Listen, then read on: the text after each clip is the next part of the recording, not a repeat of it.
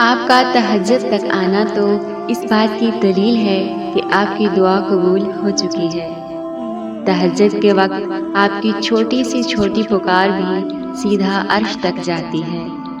जब आप अपने रब से मुखातिब होते हो तो आपका रब कहता है, मांगो जो मांगना है, मैं सुन रहा हूँ। कौन सी फरियाद लाए हो, मुझसे मांगो, मैं पूरी करूँगा।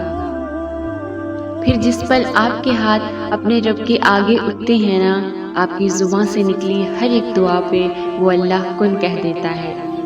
ये ना सोचो कि हर तहज्जुद में मांगने के बाद भी दुआ कबूल नहीं होती। सोचो अगर इसने दुआ कबूल करनी ही ना होती तो वो तुम्हें तहज्जुद तक लाता ही क्यों।